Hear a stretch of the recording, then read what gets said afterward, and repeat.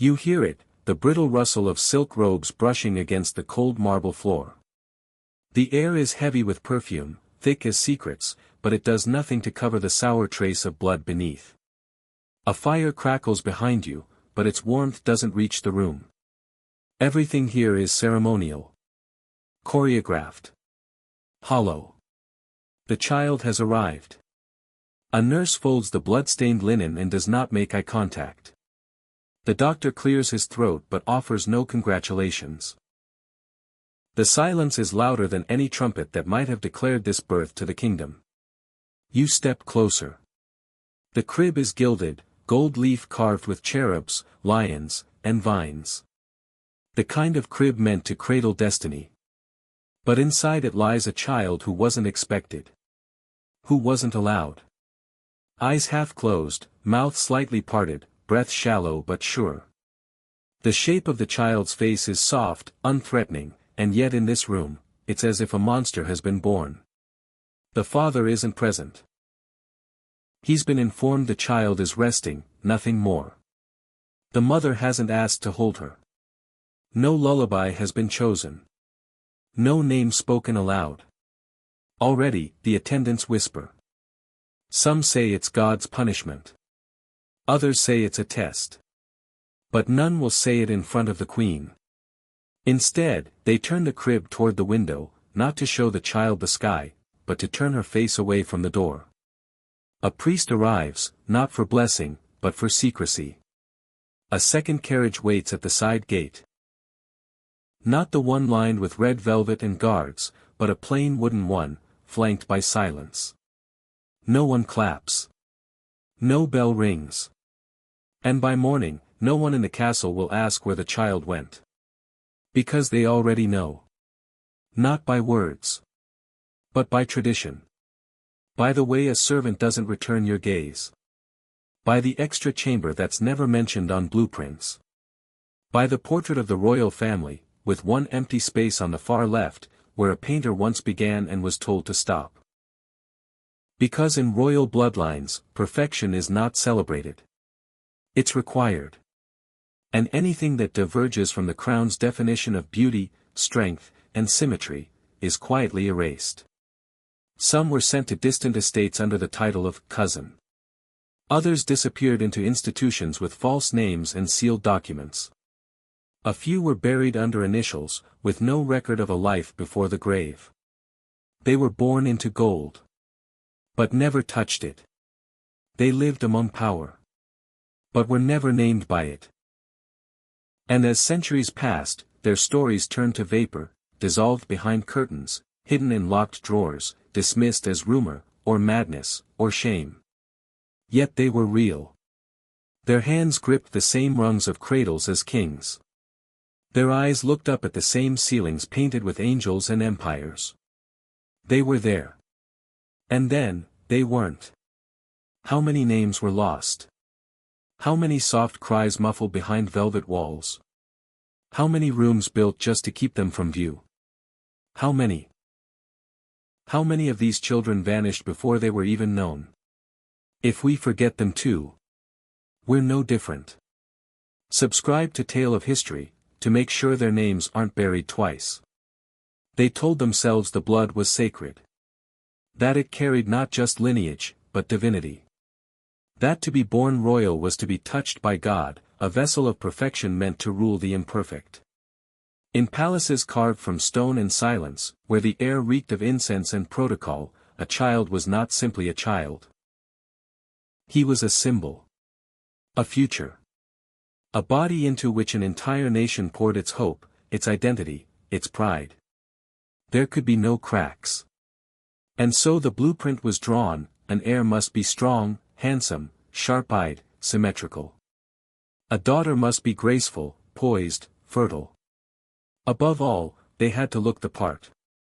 To be anything less was not just a personal tragedy, it was political. Medieval Europe built this obsession brick by brick. The belief that kings were chosen by God, and therefore must reflect his image. A crooked limb, a stammer, a different face, these weren't harmless variations. They were blasphemy in flesh. And blasphemy had no throne. The courts whispered it. The churches confirmed it. The physicians studied it in secret. By the time the Renaissance dawned, the idea of the divine heir had hardened into something monstrous.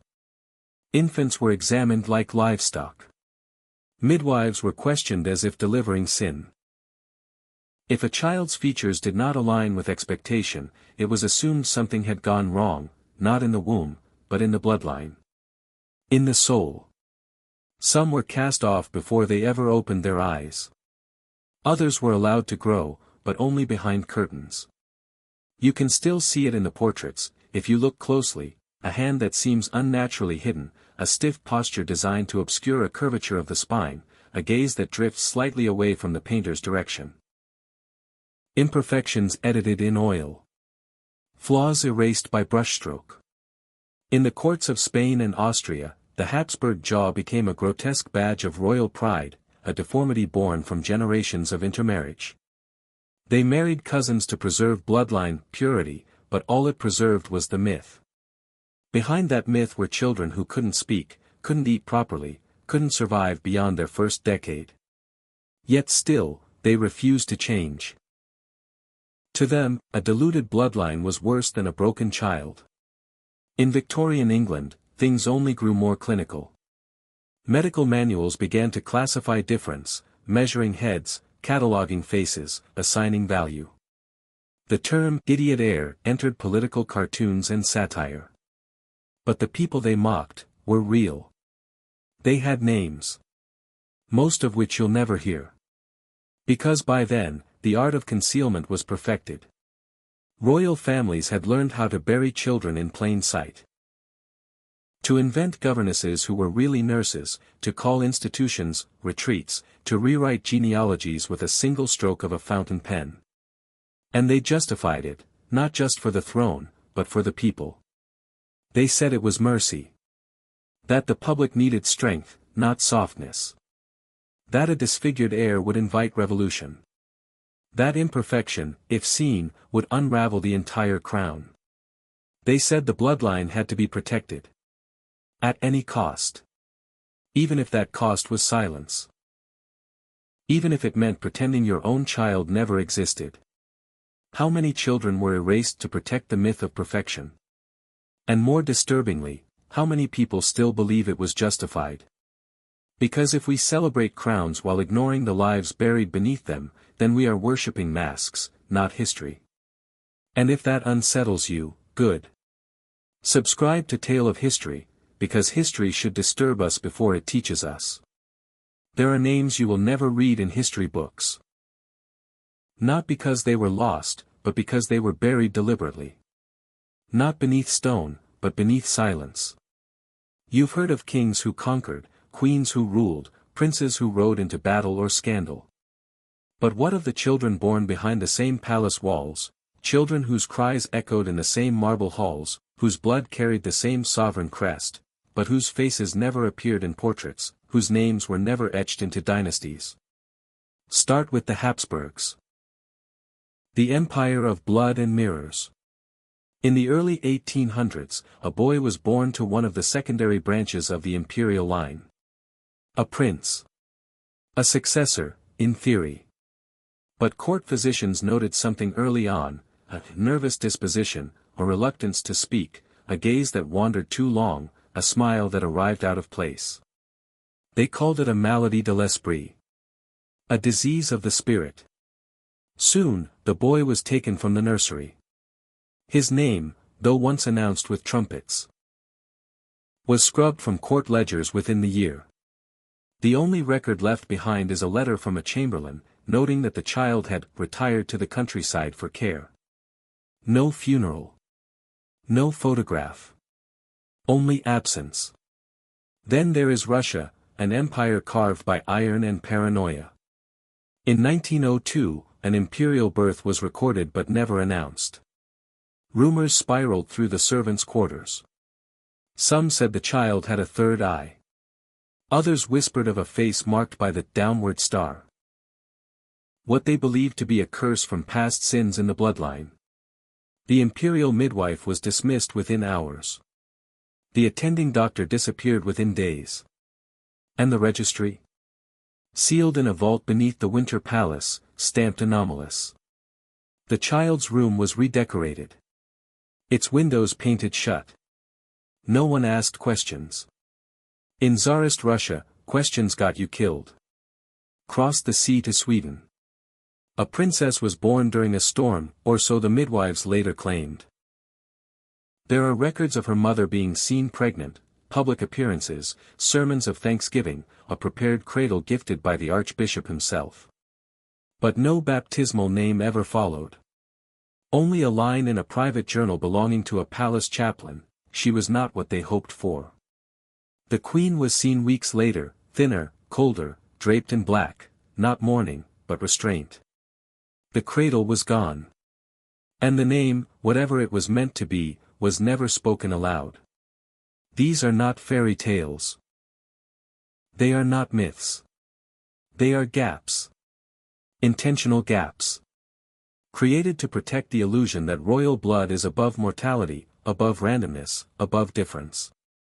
But every vanished name tells us the same thing, that behind every crown is a ledger of those uncounted, a silence carved with intention, a shadow that grew with every generation. There were no statues for them. No mourning bells. No state funerals. Only erasure. And still, their absence speaks louder than the speeches given in gold-leafed halls. You know the name Alexandrine of Prussia. You should. She was one of the very few who was not hidden. A rare exception in a world built on exclusion. But what of the others? The prince who vanished into the Alps. The girl whose christening was cancelled. The son who was renamed nephew in the public record.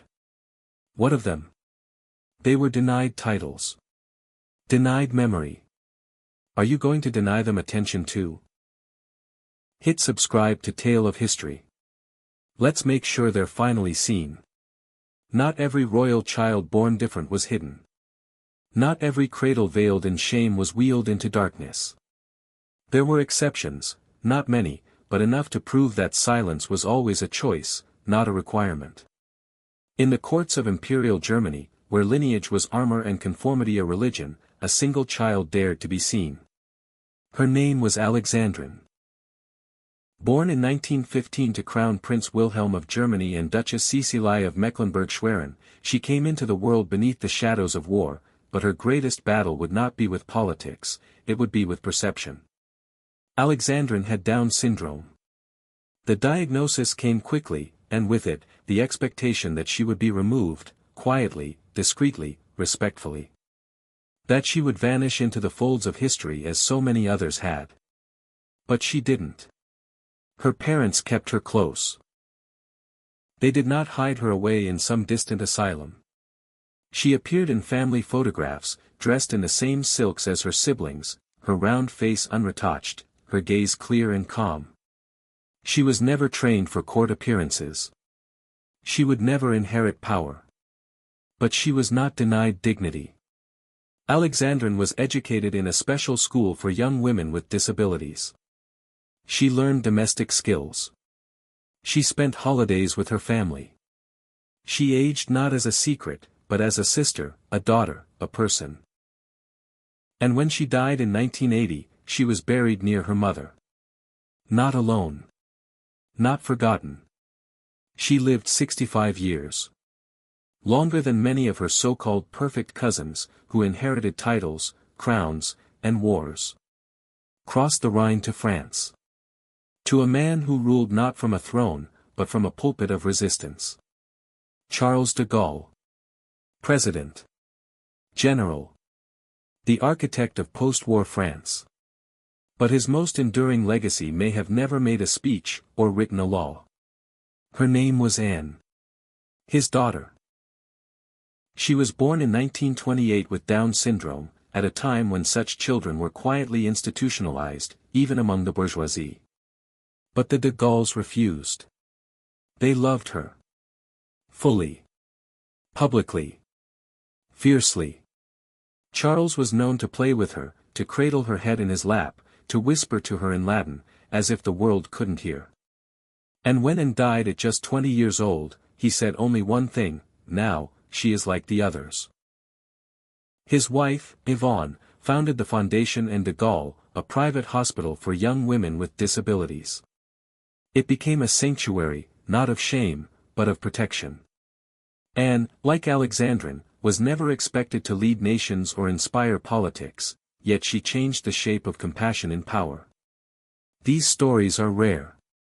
But they matter. Because they show us what could have been. What still could be. When families chose love over legacy, they did more than defy a tradition, they rewrote it. They didn't just save their children. They saved themselves from history's curse, the curse of pretending that perfection is the only thing worth remembering. And the irony? The cruel irony? These so-called flawed children lived longer, suffered less, loved more gently, and were loved more purely than many heirs who held scepters but died forgotten in their own ambition. A handful of families chose compassion over secrecy. Shouldn't that be remembered more than scandal? Subscribe to Tale of History, so stories of love aren't outnumbered by silence. There were places the public was never meant to see. Not palaces. Not prisons. Something between the two. Buildings tucked beyond the edge of towns, with manicured gardens and tall iron gates, places that bore names like retreat, sanitarium, private home. But they were neither peaceful nor private for the children sent there. They were institutions. Vaults of the forgotten. Behind those walls, royalty kept its contradictions. Children born of privilege, but stripped of inheritance. Children born into luxury, but denied humanity. Take Oldswood Asylum, nestled quietly in Surrey. It was the first of its kind in Britain. Officially called the Royal Oldswood Hospital for Idiots. A name drenched in cruelty, masked in the language of medical progress. Here, among the winding halls and disinfected silence, lived Nerissa and Catherine Bowes-Lyon. Nieces of the Queen Mother. First cousins to Queen Elizabeth II. To the world, they were listed as dead. The royal registry claimed they had passed decades earlier. In truth, they were alive. Alive in grey rooms. Alive among hundreds of others who had also been quietly erased. Their names reappeared only after a journalist traced the trail of falsified documents, birth certificates altered, death notices submitted without bodies. It was not a mistake. It was a method. And they were not alone. Mansfield, another institution just miles away, housed dozens of children from good families. They were delivered with notes, not medical charts, but instructions. Instructions on silence. On discretion. On how often the parents would visit. Sometimes once a year. Sometimes never. In some censuses, the children were relabeled, not sons, not daughters, but companions, wards, inherited servants. Labels that concealed bloodlines behind social fiction. The architecture reflected the secrecy. Wings with no central access. Underground tunnels between buildings. Rooms that locked from the outside. And in the chapel, yes, even there, ledgers recorded blessings for souls whose full names were never uttered aloud. Just initials. Dates. Disposal. Doctors were paid handsomely not just to care, but to forget. Priests offered confession but not comfort. Records were burned every decade, under the justification of space. No statues were built. No portraits painted. Only a few headstones, overgrown with ivy, bearing the same year of death again and again, as if forgetting were a scheduled practice. And while the world outside shifted, while revolutions came and monarchies fell, the practice endured. Even as science advanced, even as terms like idiocy were replaced with developmental delay, the hiding continued. Because it was never about diagnosis. It was always about dignity. Or rather, the denial of it. They were too different to fit the image, but too royal to be left among the poor. So they were hidden in spaces designed to feel like homes, but functioned like graves. And when their bodies did finally fail, the families were notified, if at all, with a single letter. No return address. No invitation to the funeral. Only a signature. And the understanding that nothing more would be said. They were locked away with only whispers to mark their passing. Don't let silence win again. Subscribe to Tale of History if their truth deserves daylight. Perfection was never real. It was sculpted, chiseled from shame and wrapped in ceremony. A myth rehearsed until even kings believed it. But behind the gold leaf and oil paint, behind the stiff collars and embroidered robes, were truths too human for a divine throne. They rewrote the narrative with a painter's brush. A trembling hand was stilled in the final portrait. A wandering eye corrected with a dab of pigment.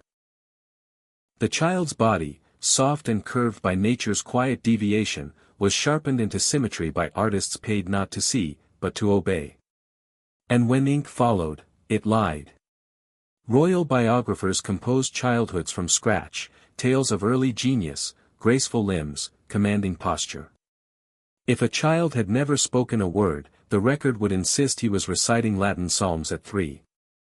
If she had never stood unaided, they said she danced. There were christening photos. Some real. Some staged long after the fact. Some fabricated entirely, a baby swapped for a cousin, a stillborn replaced by a hired wet nurse's child for the sake of ceremony. Because every child born to the crown must appear whole, even if the truth had already been buried. In royal courts where treason carried the weight of execution, a child born with a disability was not merely a personal disappointment, it was considered a national threat. In 17th-century Spain, a malformed heir was seen as a crack in the foundation of God's will. A sign that the kingdom had lost its moral compass. Such children weren't simply hidden, they were framed as warnings. As curses. If a royal was too different to rule, they were replaced in legend by a sibling, or erased entirely in the family tree.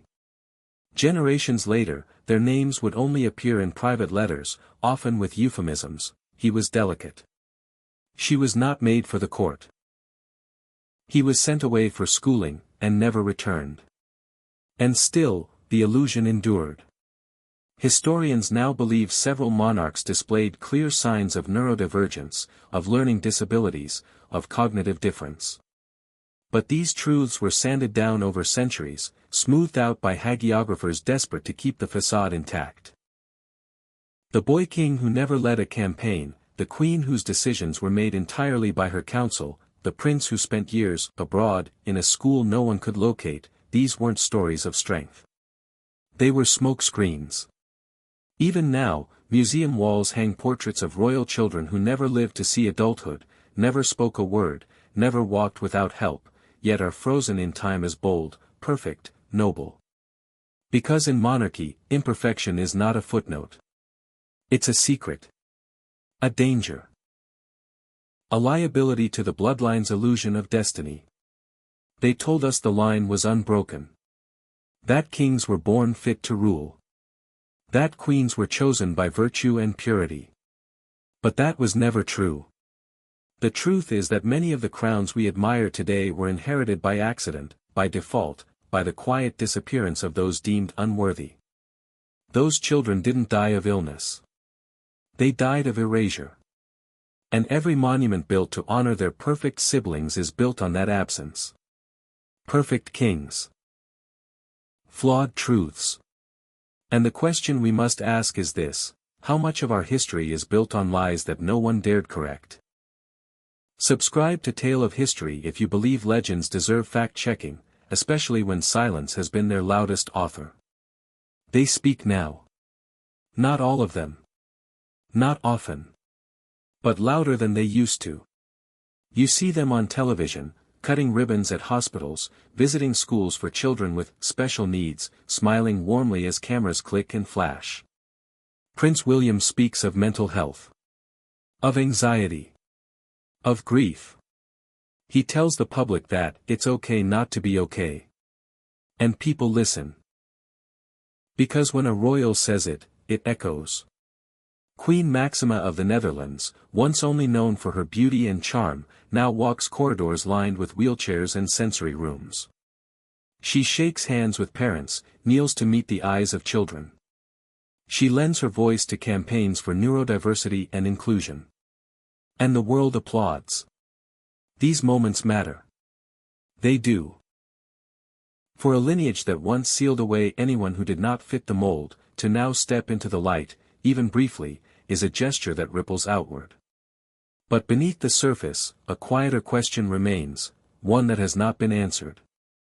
One that perhaps never will be. Where are the rest of the records? The ones that haven't been digitized.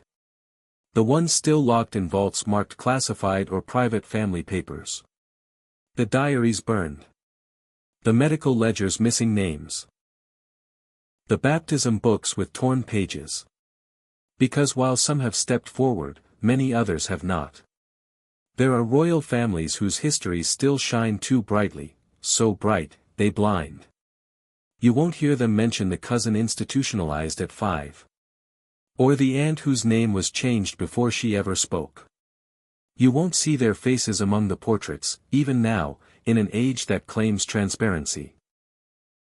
For every modern royal who speaks of compassion, there are dozens of others who still guard the gates of myth.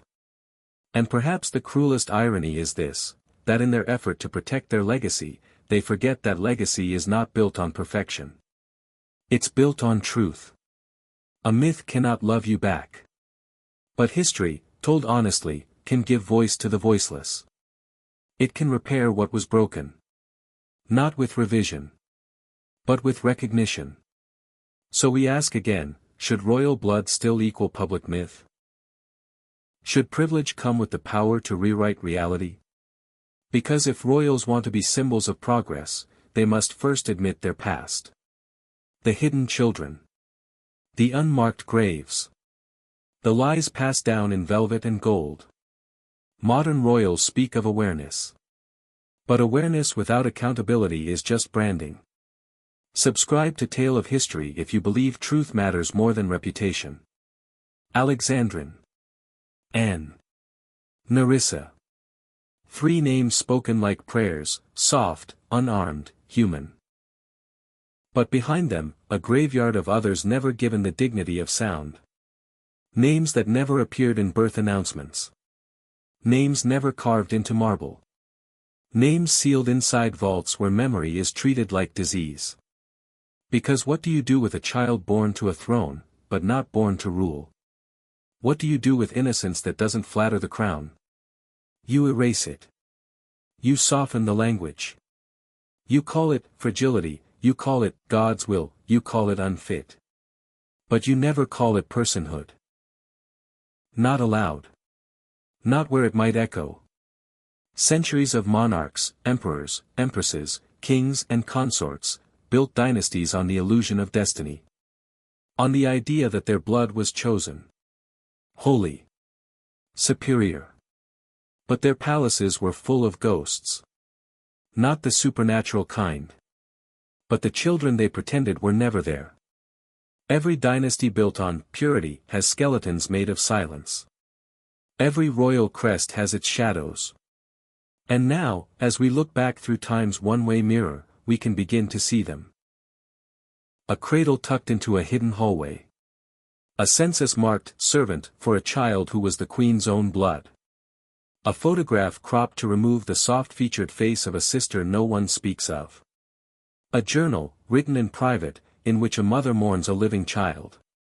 Not because she died, but because she was forbidden from existing. We are not supposed to remember them. That was the design. Oblivion, by decree. Disappearance, signed and sealed. Love, taxed by shame. But memory is rebellious. It leaks through archives, through uncovered letters, through grainy black and white images rediscovered in attics. It rises. Because royalty was once defined by what it could hide. But history remembers differently. History listens to what was never said aloud. To the breath of a child who wasn't named. To the touch of a nurse who loved in secret. To the quiet weeping behind a chapel wall. To the silence that screamed between generations. Would they have lived full lives? If they were born outside the palace walls. Would they have danced? Would they have learned? Would they have been held without guilt? And more importantly, why are we still asking? This is not just the story of monarchies past. It is the story of how we measure worth. Of who we decide to remember, and who we allow to vanish. This is Tale of History. Where the lost stories rise again. Subscribe, or tell us why you won't. We dare you.